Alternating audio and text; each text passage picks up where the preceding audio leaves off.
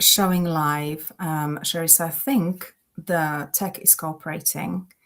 Excellent. And we should be visible on LinkedIn. And those that have accepted the invitation to the live will just be getting the notification that we've gone live. So we'll just give people just a few moments if anyone is joining us live. But if you are already here, and also for those watching the replay, you're in the right place for my conversation with Sheri Larson, whom I'm going to introduce in a moment. But we are here to talk about your nervous system is not the enemy, understanding the patterns keeping midlife women stuck, and what actually helps to get unstuck. And just to mention more concretely that we are going to be talking about three very specific, what in psychology is called saboteurs. In nervous system work, we call them self-preservation patterns. Same term for different, sort of different terms for the same thing. And we are going to very specifically talk about, and Sheri will take us through the details of three of those, which are the hyperachiever, the pleaser, and the stickler, or the perfectionist, if that term kind of doesn't say anything to you.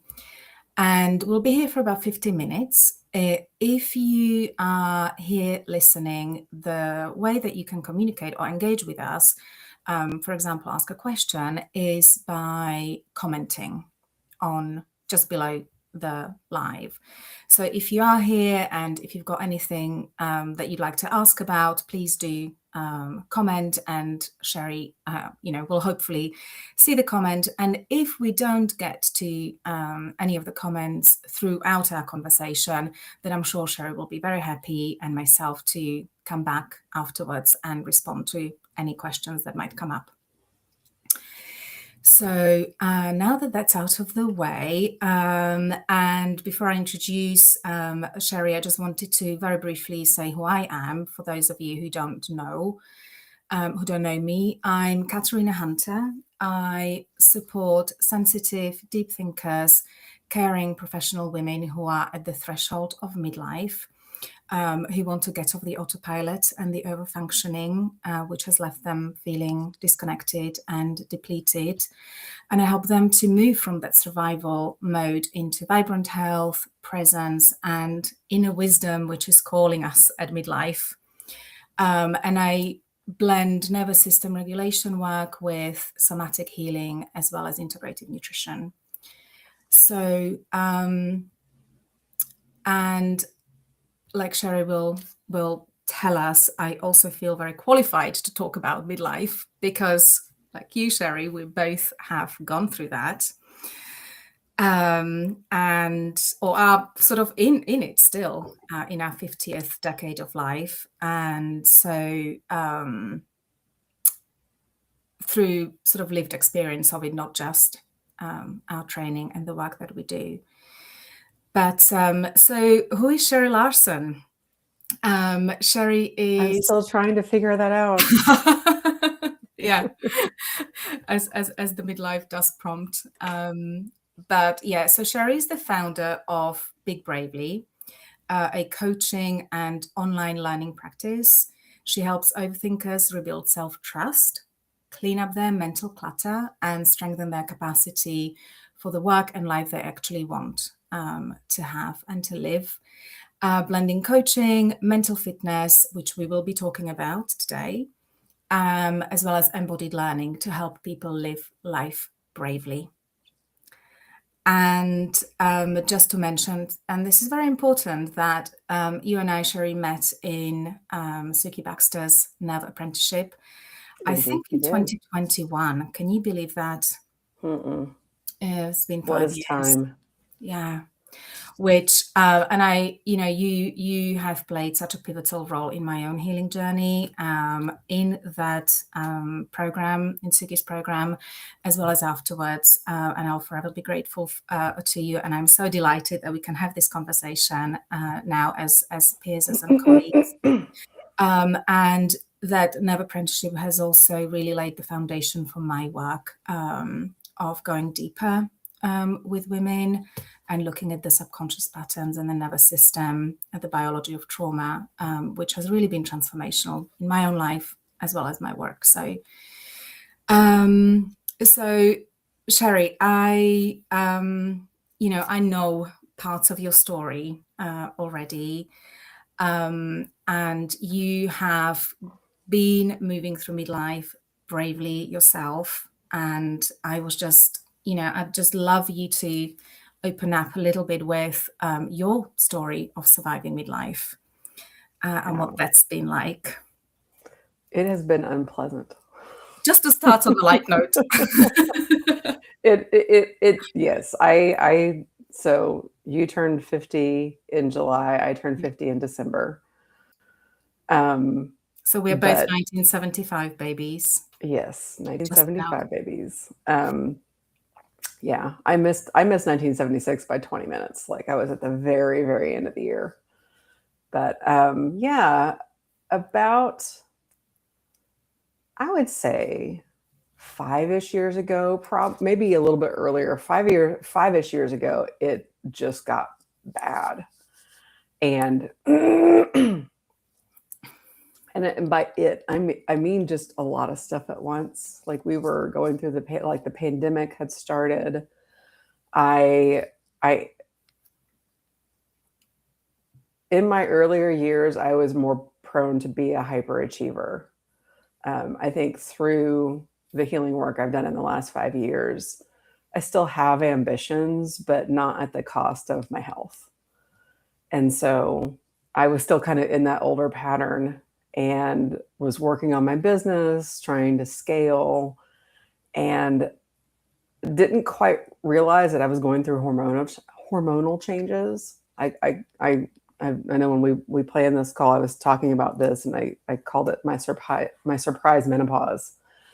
I had put off some blood work for a few years, and we checked my panels maybe 2 or 3 years ago.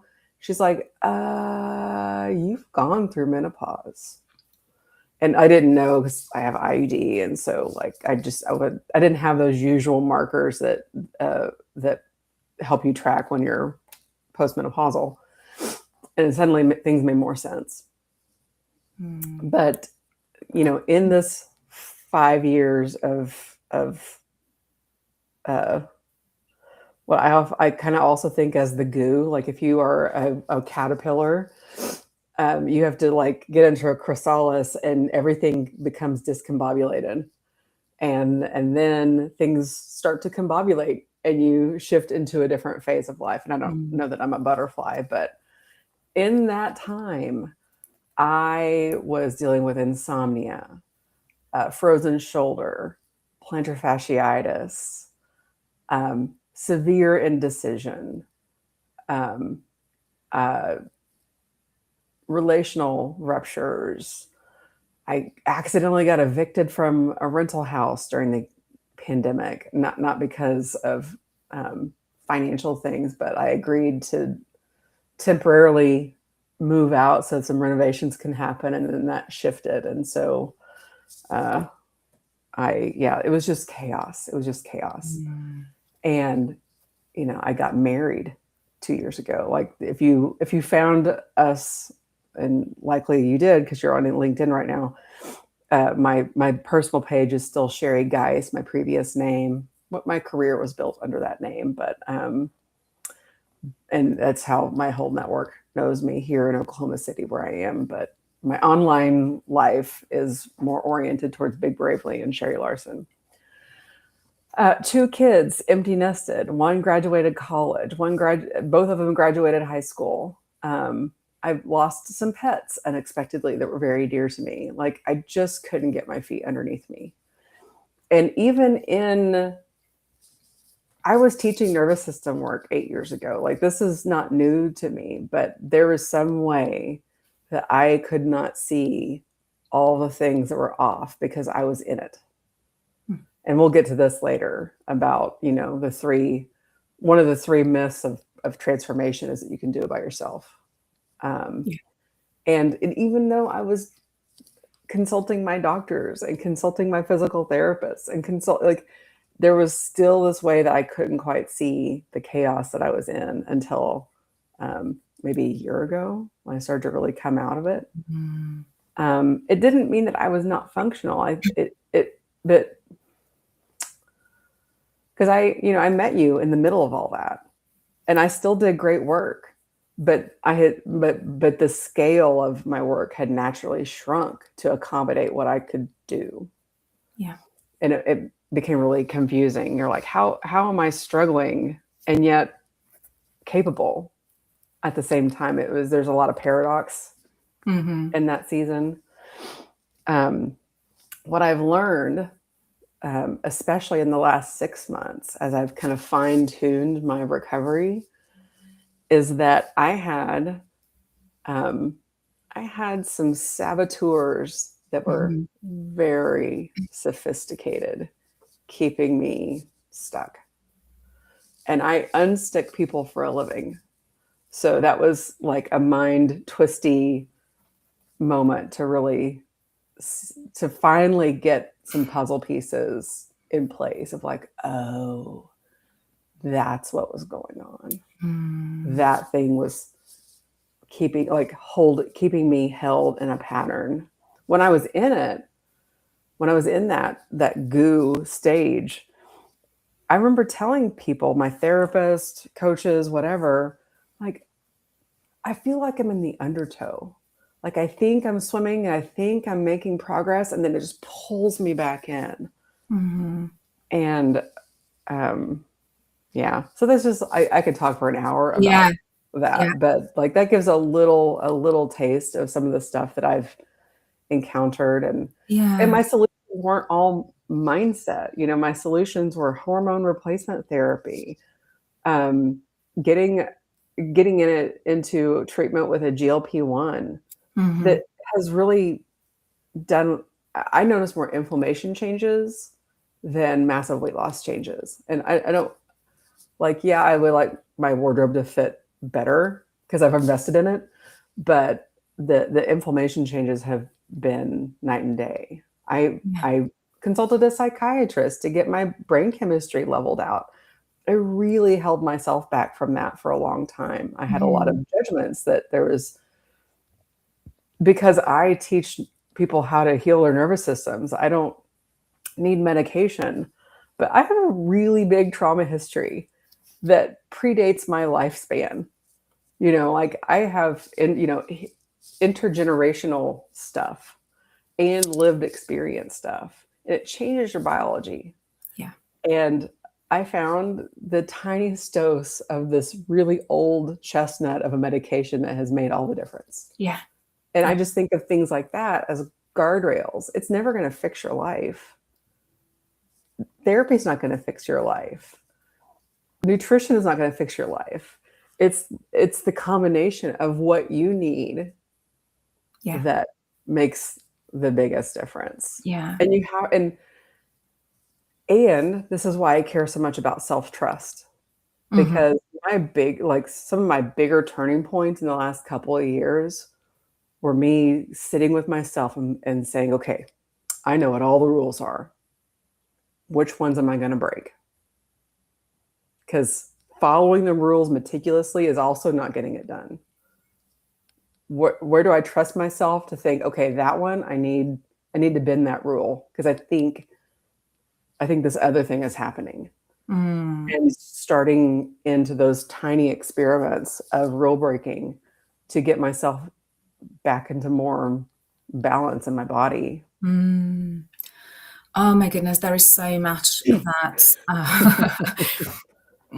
I think first thing that kind of comes to my mind is that and so many of us who have gone through our 40s will really relate to, and that is that it's a lot that can suddenly arrive at this unexpected moment that you are dealing with a changing body at the same time, which you just don't understand or recognize. And from what I'm hearing you say, Sheri, and we'll get to this, this can segue into that conversation about what's holding us back. But it's the the things that before kind of like buffered our nervous system are no longer there, and we So are. long, estrogen. Yeah, and so we are almost like nature. I don't know whether that's, it's a cruel way for nature to do this, but it's almost like nature is really calling us into ourselves and back into our bodies through all these symptoms that and all these, it's physical symptoms, it's emotional stuff because it's relational, as you mentioned, right? The ruptures happen. Perhaps we don't have capacity to repair as much, or set boundaries, all those things. Just, suddenly this midlife. Well, and I'll say we don't have capacity, and so estrogen is very social hormone. It is like it's part of our nurturing system and tending and caring. But it's also pretty foundational in our fawning responses. And so part of what we lose capacity to do is to mask. Yes. Yeah. We just start to realize how much we were like keeping the plate spinning. Yeah. And this performing. this rewiring is really kind of streamlining us to be ready for elderhood, to be like deepening into our wisdom for ourselves and wisdom for others. Yeah, absolutely. And that yes, that being sort of stripped to, and it feels scary. Change can feel really scary. One thing is, we and when we are coming out of this over functioning and performing phase of our lives, we we're so disconnected, we don't even know what we want. That's number one thing. And then when we kind of connect and we think we know what we want, then that change feels scary because we're humans and we have brains that don't like change. So but I kind of want to now take us so before I take us further, I just wanted to validate this experience that women have where we're just holding a lot. There's a lot to carry, and our bodies are going through a lot.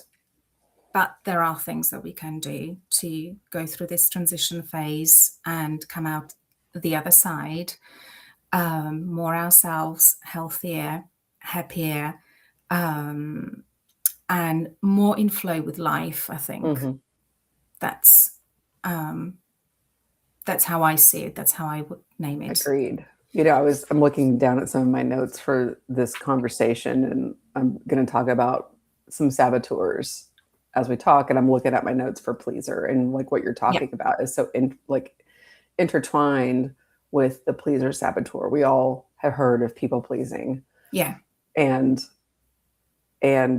I think for a while, a decade or longer, I've heard the antidote to people pleasing is just don't give a shit, right? Just it's all over social media. Don't care what people think. Yeah. Don't care what people think. I mean, that has never fit well with me. I go like, okay, I know what you mean, but also I have to care. And my perspective now is more oriented toward, yes, people pleasing sabotages your life. It is a mechanism of self-protection that can keep you small or in hustle mode or disconnected from who you are. But the antidote, the biggest antidote is mental fitness, and I'll get into that in a little bit. But another important antidote is tuning into what pleases me. I love that. It's not about caring less. That will what you care and don't care about will fall more into place when you have a stronger connection to what pleases you. And it doesn't necessarily, I mean, it can be selfish. If you've never had a self, it's going to feel very selfish. But what pleases you may be something that's more community oriented. But over time, as we go through this healing journey, it becomes less lighting yourself on fire to keep other people warm. This is not sustainable. Yeah. Yeah. So you've just essentially told us about the pleaser, one of the saboteurs that we said we'd talk about, Mm-hmm. and it is it is it is a self-preservation pattern. So, and that helps to de-shame it, because we can often feel like maybe guilty or really self-critical if we are Right. I shouldn't, realize. yeah, I shouldn't do this. I shouldn't be this way. Yeah. We're going to talk about hyperachiever, stickler, and pleaser. There are nine, um, there are nine saboteurs that I talk about in my work, but these particular ones are just fitting for this conversation. Yeah. And what's important to know about these saboteurs is they are parts of you were born with.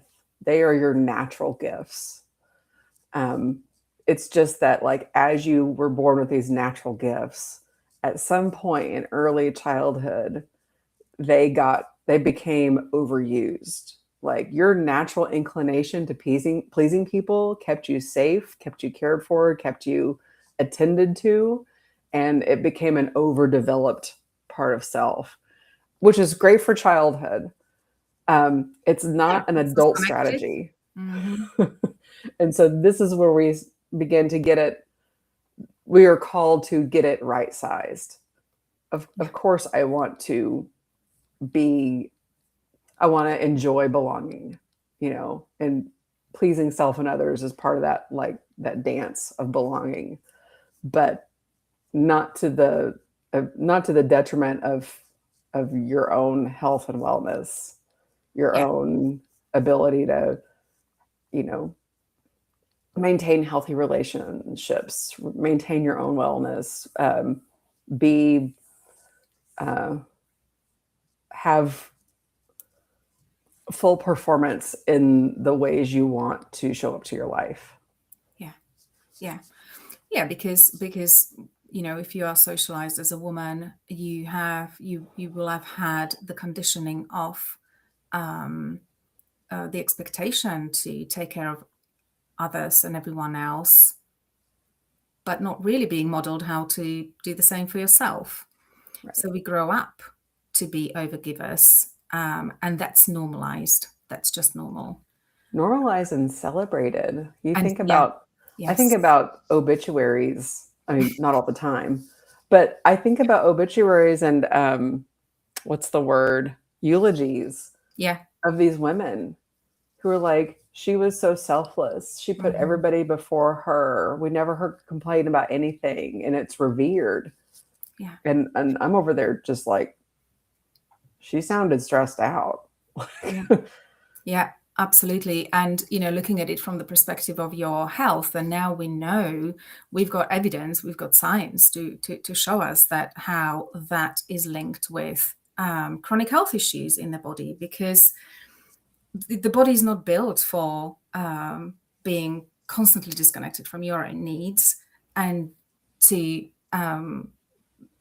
selflessly take care of others without ever checking in with yourself, and that leads to burnout. It leads silent burnout. It leads to chronic health issues and And like, unhappy life. I am not I'm not a physician or a nurse. I have no prescriber ability. I can't order blood work. Yeah. Um, and when I have women who are anywhere near midlife or entrepreneurs, one of the earliest things I suggest is like, when's the last time you've been to a doctor? Hmm. And please go ask about these blood tests, Hmm. because if you're living in a constant trauma response, or at least stress response, you're probably depleted in your in the nutrients that help sustain stress responses. Like, the stress response is important. Yeah. having your amygdala working exactly as it should is like how we don't step in front of buses, and how we stay safe in Yeah. instances that we need to stay safe. But it's not life force. And we use it as a way to have life force, and then we get depleted, and then it starts to mess with our sleep because everything's cattywampus. It's out of balance. And Yeah. please go have your B vitamins checked. Please go have your vitamin D checked. Your Please just thyroid. take magnesium because you're probably not getting enough of it. Yeah. Or go do research on it. Again, I'm not a prescriber, but I do encourage people to be curious and conversational with their care team. Yeah. Absolutely. Because people think, oh, I just need to do more meditation and that will have me be totally free of anxiety. Well, this is what both of us know, that women will we do take care of ourselves. Like, women will try so many different things, from yoga to meditation to intense exercise is one of those things that really works for high functioning women to feel that they've distressed. Of course, they've just increased their adrenaline, so they're feeling euphoric, right? But nothing's really shifted in the body, which is why they go back to that state of exhaustion and brain fog, and all the symptoms remain. But women do a lot for themselves, and yet they will still feel like something's off on the inside. So what you're just describing is often a symptom of the stickler. Right. There is a way to do things my way, or this expert who I revere's way. Yeah. And I must get it right. Stickler is, very, very similar to perfectionism. Right. And everything has to be 100% all the time. And there gets to be some self-righteousness in there. And you're prone to more being perceived as condescending, which I do that more than I like to. And I don't, because I know the way, because I've studied this. Like, look at all these books. I am an expert. But that's where the stickler comes into play. And it's very relationally disconnecting. Yeah. Yeah. So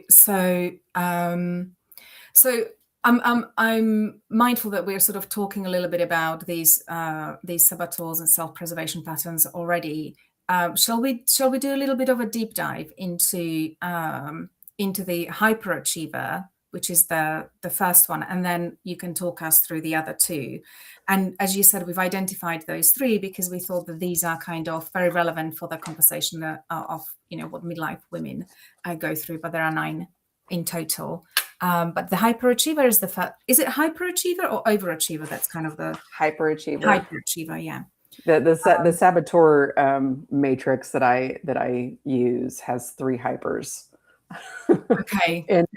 Is hyper resilience one of those? No. Okay.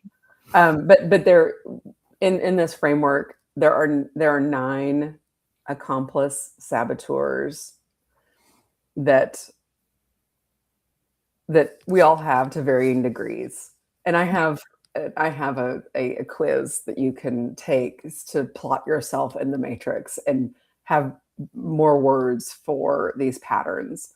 And it's not to, here's my new identity and poor me, I'm a hyperachiever, I'll drive myself in the ground. It's more like noticing the specific pattern. Because, like, if you put something like the inner critic onto this matrix, they are all versions of the inner critic. What I like about this matrix is it gives you a more refined point of understanding this self-preservation pattern, and then more articulated interventions for overcoming this pattern, rather than the global self-compassion. Because the global self-compassion doesn't work well for every one of these saboteurs.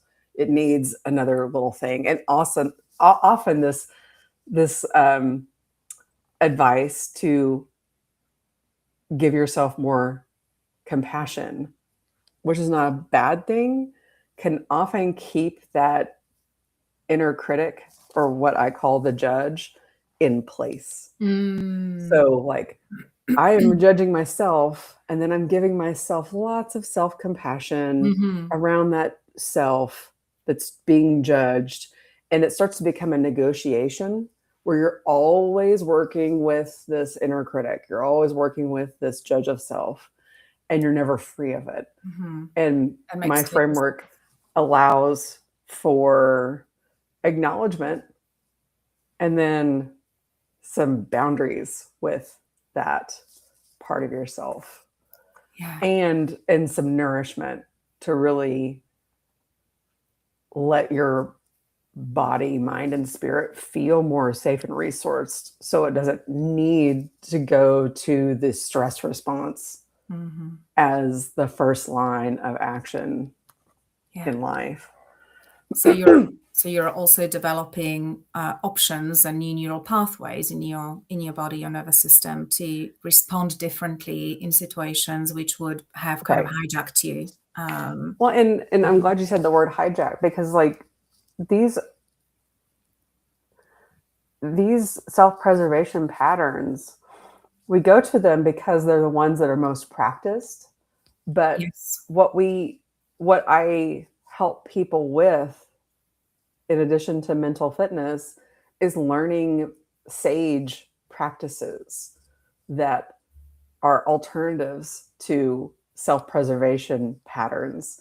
And sage practices are more efficient.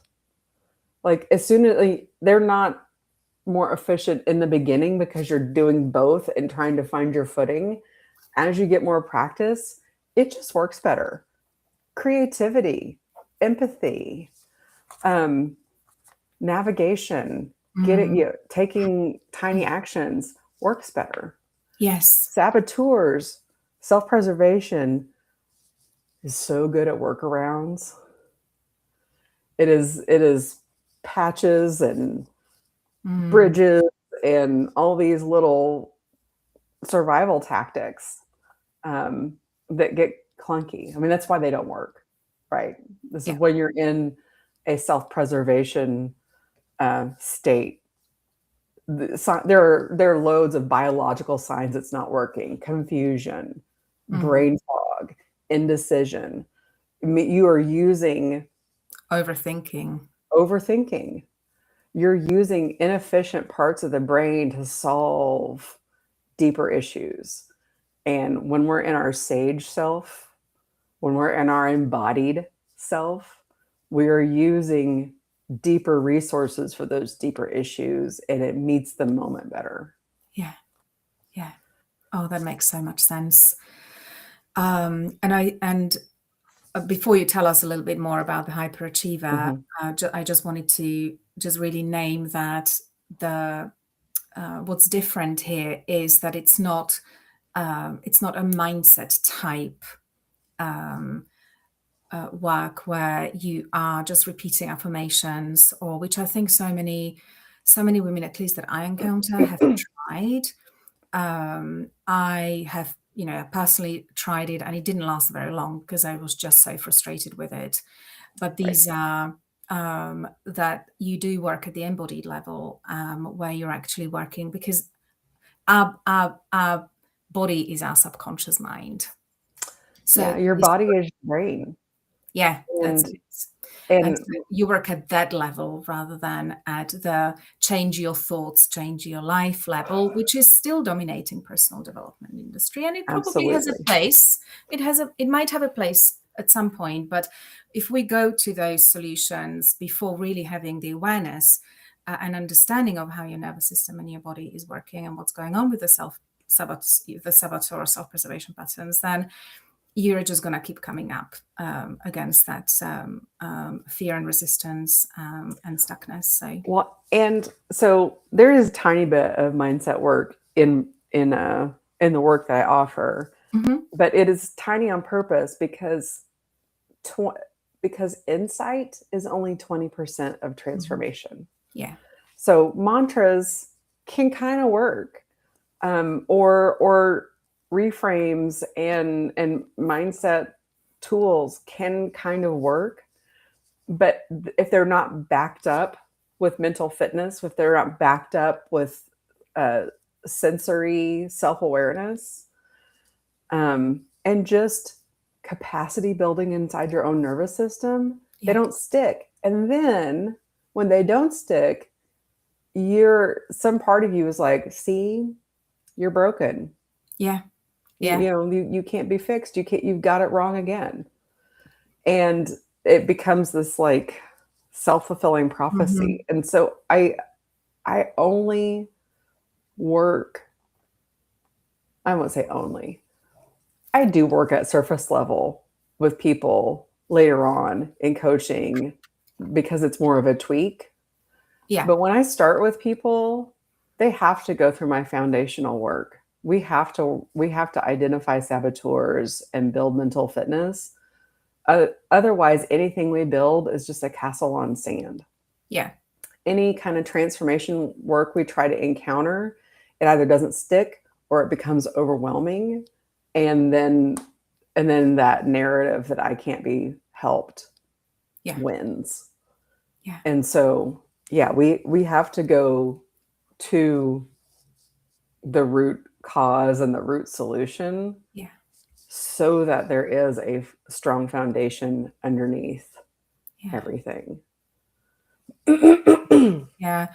That felt sensation is really the key. The It key. really is, and it's so Feel. overlooked. Yeah. And when I was in my high functioning burnout, like I haven't found the perfect phrase or word for those 4 or 5 years, but I When you come up with it, please let us know. right. I realized, as I got into this saboteur framework, that even my nervous system work, my teaching, my help, so much of it was still hanging out in my intellect. I had memorized all the vocabulary words and I was doing the practices and they were helpful, but they were also like me putting fix it energy. My stickler was like, okay, I'm going to do this and then it's going to fix it. Or I've got to do this, but I'm going to do it right, so that it can fix it. And that when you're micromanaging your healing, you're keeping a threat in your environment constantly. Yeah. And Yeah. so going underneath all that cognition to the sensory system, which is much deeper in the brain, as a place to build safety and capacity and resilience. It's not just about safety. Like we can't cultivate a safe life. It's where we begin if we've not had safety, For but sure. but But you that's need not the goal. you need I mean, capacity for the stress you want to have in your life. yeah, the you know, I mentioned earlier in our conversation the one of the lies of transformation is that you can do it on your own. Another lie of transformation is that perfect transformation is just waiting there at the finish line. That one day it will all come together and be just right. Mhm. That's a stickler. That's hyperachiever. Mhm. You mentioned hyperachiever. I don't want to skip it. Yeah. Yes, I'm please looking at take my us. my little cheat sheet on hyperachiever, but hyperachiever is the all or nothing. Hyperachiever learned very early on that love and acceptance were conditional on performance. If I Yeah. do a really great job, if I am the best or the most, then I will find love and belonging and safety and resources. And Yeah. and that what that sets you up for is, sure, you can find satisfaction and happiness for just a second, then I'm on to the next thing. Like it's almost like there's a sieve where there should be a bowl. It's just Mm. never enough. Yeah. And it is incredibly affirmed in Western cultures. Yeah. Yeah. like high performance. I mean, it's gonna be the death of the United States, all this hyperachieverness, all this capitalism, right? Um, Yeah, the systems play a huge role in how we are conditioned, for sure. Yeah, for no, sorry, sure. keep going, Sheri, because this is fascinating. I'm like, what are my other hyperachiever? Um, okay, so um, each one of these saboteurs has a lie that will tell you of why you need it. And the justification lie for the hyperachiever is life is about achieving and producing results. Portraying a good image helps me achieve results. Feelings are just a distraction and don't help anything, Gosh, yeah. This is how right? we this is how the whole Western world functions. Hmm. I must be the best at what I can do. If I can't be outstanding, I won't bother. Must be efficient and effective. Emotions get in the way of performance. Focus on thinking and action. I can be anything I want to be. You are worthy as long as you are successful and others think well of you. Yeah. Oh, this is going to resonate so much. Um, because it is ingrained in our culture that we don't see it. We don't Hmm. even see it. It's up. It's normalized and celebrated again. If you if Right. this is yeah I'm thinking of that little parable of like the two fish kind of hanging out together in the ocean, and the one fish says to the other, like, "Wow, this water's great," and the other fish is like, "What's water?" yeah yeah Wait, that's a lot of what mhm, hyperachiever is, and yeah pleaser. yeah It yeah is. It is very, very ubiquitous and normalized. yeah And the thing is, like, when you start to remove your feelings from yourself, your feelings are your wayfinders. Your feelings are so interconnected with your sensory system. Your sensory system is so interconnected with your resilience and the ability to get grounded and safe so that you can be resilient. And when you are cut off from your feelings, both your emotional ones and your sensory based ones, then it forces um, your the intellectual region of your brain, your prefrontal cortex, of this upper brain stuff. It forces that to do the job of the lower brain, and there are thousands of times more neural connections, neural pathways, little highways in your brain in the lower region as there is in the upper. yeah And you can just see it in action whenever your upper brain is doing too much. You have anxiety, mm, you have brain fog, you have indecision, mhm, you are procrastinating, you are asking everybody else for their opinion, mhm. you are going on to the next training. You're gonna all you need is a new XYZ. You're The a next brilliant shiny thing. consumer. Yeah. The wellness industry loves you when you're in your Mhm. brain like that because they can sell you lots of stuff Yeah. that you don't need. Yes. Um, Yeah. um, But yeah, and that's felt sensation. That's feelings, not just those that are considered positive. We're talking about the whole range of all emotional of it. experience, the intense emotions, anger, sadness, a grief, resentment, frustration, all of it. Because if you can't feel those, you can't feel, famously, Brené Brown, right? Right, You can't feel the good. right. You numb the dark, you numb the light. That's There's it. no selective feeling. You're either a feeling being or a not feeling being. So if you don't want any negativity in your life ever, then you're not going to have any positive, or it's going to be muted. Yeah. So I wonder if it would be helpful, Sheri, for our listeners, if you would you sum up the three um, saboteurs for us, unless you had more to say on the hyperachiever right now. But otherwise, it'd be really helpful to kind of just maybe just a sentence or two on each, and then what is it that actually helps? Like you've already touched on this through the conversation, but like what can they be aware of with each of these three saboteurs? So the pleaser, in a lot of ways, the pleaser is the easiest to work with because as women, we've been talking about people pleasing for at least 30 or 40 years in like the self growth space. And the intervention, like what helps the people pleasing is to start to connect to what pleases me. What pleases me? What is pleasing for you? And start small. Don't try to rewrite your life. It'll be overwhelming, and then you won't go anywhere with it, and then you'll feel like there's something wrong with you.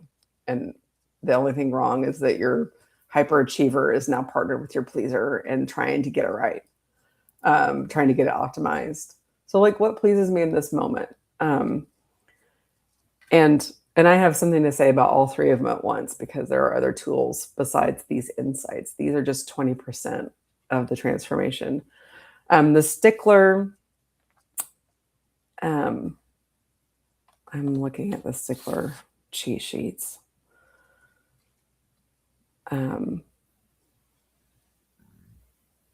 Oh, I'm looking at the wrong one. I'm like, that doesn't sound like the Stickler. Maybe I don't look at my cheat sheets. The Stickler is it's all or nothing. Yeah.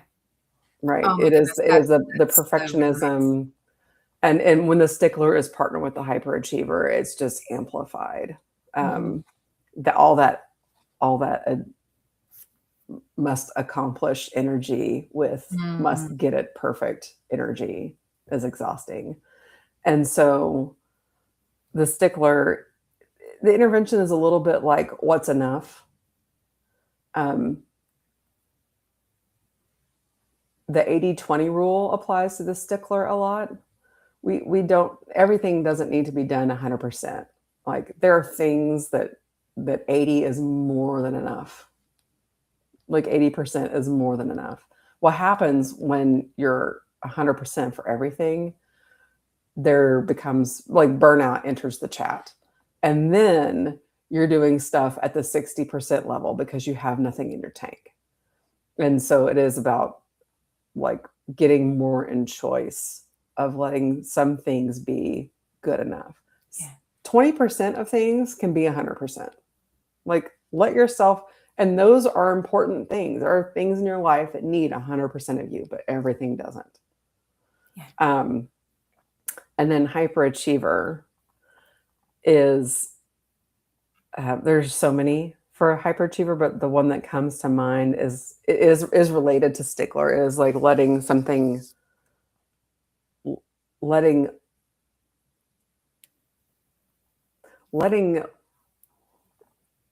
more stuff, like I'm like finding my words, letting small steps count in hyperachiever, getting things you want to accomplish, like because I still want to accomplish things, right? You still want to accomplish things. Making it shorter, making it smaller, so that you can keep at the things you want to be working on. There's also the empathy piece. Getting more connected to that sage wisdom within you that is empathy and creativity. And when you start to, and when you're healing your pleaser and healing your hyperachiever, then you start to see what doesn't actually matter and it can fall away. Right. And just for the viewers at home, I said that and Katarina's body said yes. It's a deep breath. It's a like That's a yes. 100%. I feel so Right. relaxed listening to this. And then what was I going to say about all of these things? Mental fitness. Mental fitness is on top of all of this. That is the 80%. It is about getting into sensory-based practices of presence. Sensory as in temperature and touch, sound, tastes, sights, articulated, consistent practices of of really building presence and capacity in your body. So you're working at the nervous system level with this stuff, and then working with that that judge and its accomplice saboteurs to have boundaries with those gifts that you were born with that are getting used and abused and stringing you out.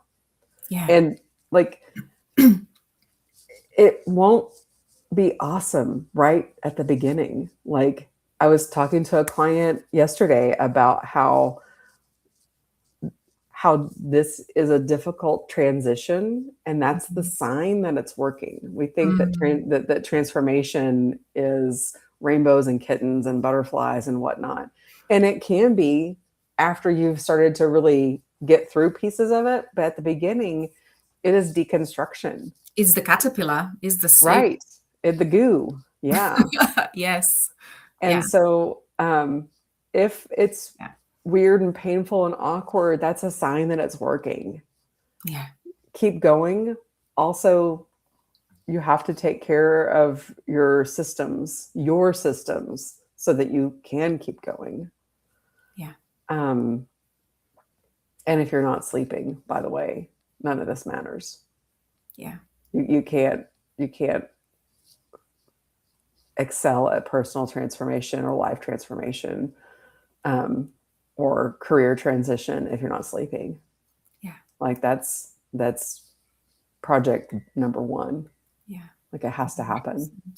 Mm-hmm. And it's not like, and there are ways to make it happen. And it doesn't have to be horse tranquilizers. Like there are a lot of simple, easy to use daily small bite tools to start to get at better sleep, deeper sleep, etc. A lot of the work that I do with clients that's very basic at the beginning is to getting rid of false anxieties, and that can in itself just help to improve sleep. So it can be simple, it can be complex, but it can also be very simple. But I do love that sort of almost like coming to closing our conversation with this point about that if things feel worse, that is actually quite a normal thing to happen when you are starting to work on yourself at that level. That things can feel worse before they get better, but that doesn't mean that you're doing it wrong, or that that somehow there is something wrong with you. It is change in the nervous system. Things surface, and that's a good thing, right? Those things that have been suppressed for, I sometimes say years, but I think a lot of us probably our lifetimes since childhood, or both might be true. Or before, we Or haven't the talked to transgenerational stuff. Absolutely. I mean, I may come back later on and have a brain spotting chat, but some of these patterns that we have predate our lifetime. Yeah. Yes. Yes. There was one other thing. What was else? Oh, I want to make sure that everybody knows that I'm around. Yes, that was my final question. Where can people find you? And so do share. Bigbravely.com is the best place to find me. This video is going to be up for a long time, so I hesitate to send you to a specific link. But reach out. I would love to send anybody a saboteur assessment that will help you understand exactly which patterns and in which order are they happening for you, so that you can have a little more articulated intervention for those, to rewire those patterns. And then anybody who takes a saboteur assessment is also welcome to do a saboteur discovery session. especially if your results make you feel weird. Like, let me explain it to you a little bit. Let me connect the dots a little bit so that you can go out into your life and see, um, catch these things in action and put them, get them right size, put them back where they belong. I also work with people one-on-one. I work with people on this stuff one-on-one in 6-month increments. And I have a 3-month cohort based healing program called Upgrade Your Operating System, where we go exactly into these saboteurs, and to mental fitness and building your sage self, your whole sage perspective, so that you have better relationships, better well-being, higher performance in life. Wonderful. So we could share the link to your website below this live, so it sort of lives there. And I think from what you said, that's where you've got the link to connecting with you on the website. So Yeah. email or booking Yeah. a discovery call. Yeah. Any of the above. I'm pretty easy to find. Yeah. I'd love to meet you. I mean, Katarina, I've met you plenty, but the person who's watching this later on, even if it's a couple years in the future, Yes. reach out. I probably have some help, get you pointed in the right direction. Oh, you certainly do. I vouch for that 100%. So is there anything else that we should be mentioning as we close off the conversation? I think this was super great to chat through and kind of just like begin to expose midlife and some of those things that really can keep us stuck. Yeah, the maybe the last thing I'll put out there is that that mental fitness, mental hygiene is a practice. Mm-hmm. You can't go into the gym and lift 300 pounds once and suddenly you're strong. It's a practice. And so going at these systems and these patterns bit by bit, a little at a time, just like when you're working out, just like when you're taking care of your oral hygiene, like you do it every day, you got to do it. But you're preventing a lot of stuff by tending to that kind of hygiene, your sleep hygiene. Like this is something to prioritize in small bites. Until it's not really a practice, it's a way of being. Yeah. And you've noticed that your way of being is different. Oh, yeah. It is incredible how cumulative, tiny steps become, so much so that you are not just a person who thinks differently, but you are different and not somebody, you don't become somebody who you think you should become. You just are more yourself. Right.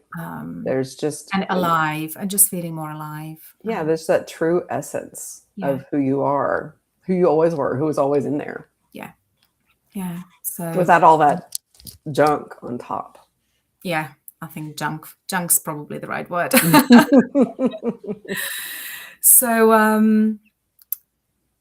I think we'll probably close here. Thank you so much for doing this with me, Sheri. I really appreciate you being here. And if there are any comments, we'll come and check those out to respond. Sure. And so thank you so much. You're very welcome. This was really great. Thank you.